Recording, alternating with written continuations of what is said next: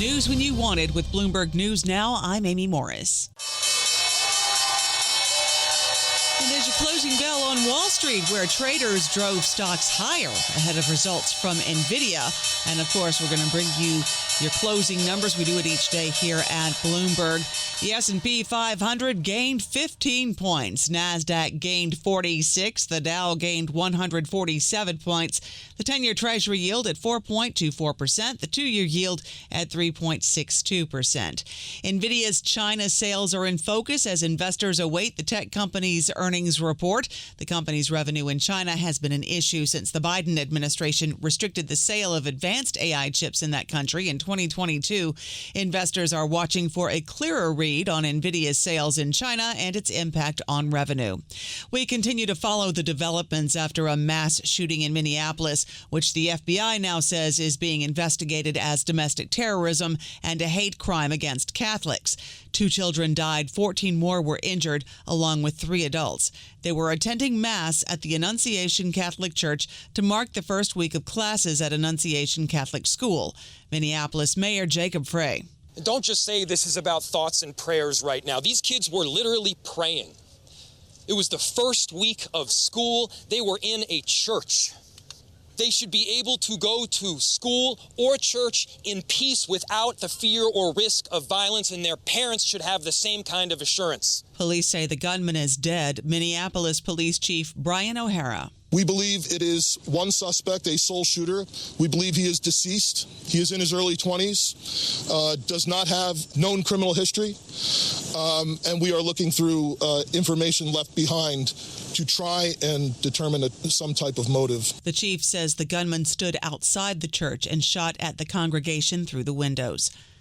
Other stories we are watching for you. Changes to the availability of COVID vaccines. U.S. regulators have approved updated versions of the COVID vaccine for people 65 and older or who have underlying medical conditions.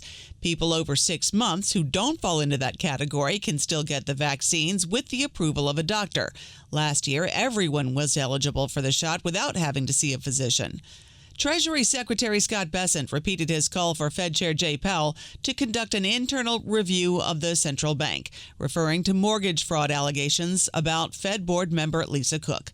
Bessent tells Fox Business that the president can and should remove Cook from the Board of Governors for cause. What we haven't heard from Ms. Cook is we haven't heard her say, I didn't do it. We haven't heard her say, I didn't do it.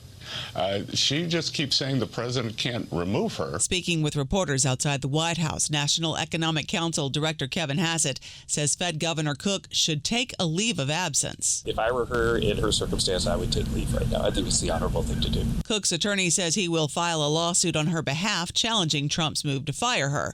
Now, this case hinges on her mortgage applications.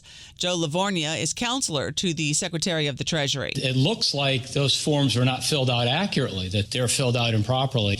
The law may not be clear where it dots everything out, where there has to be a specific process. It says for cause. The president believes he has cause. Hear our entire interview with counselor to the Treasury Secretary Joe Livornia on the Balance of Power podcast. New York Fed President John Williams says the U.S. Central Bank's upcoming policy meeting should be a live one, hinting at the possibility of an interest rate move without saying what course of action he would support. I definitely think that every meeting is, from my perspective, live. Again, we're getting the risks are more in balance. Williams tells CNBC the current level of rates is modestly restrictive, which means the Fed could reduce interest rates and still be somewhat restrictive going forward. President Trump is set to chair a meeting at the White House to get ceasefire talks moving again between Israel and Hamas. The Wall Street Journal reports today's meeting is an attempt to renew efforts to end the war before the United Nations summit next month.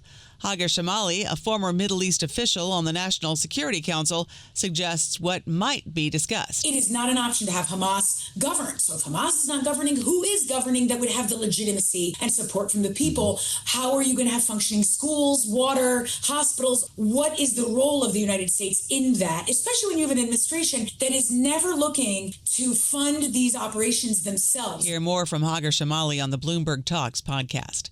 President Trump's administration is moving to reclaim management of Washington's Union Station. Transportation Secretary Sean Duffy. It needs investments. It's been, I think, neglected for decades, and it's showing its age. And again, we want to make this place beautiful and the premier train station, not just in America, but the premier train station in the world. Duffy made the announcement as Amtrak put into service the first new redesigned Acela trains on the Northeast Corridor. I want people who say, you know what, I don't want to fly to New York. I don't want to drive to New York. I want to take the train to New York to have a great, awesome option to make that choice. Duffy says the service will be more reliable with lower prices.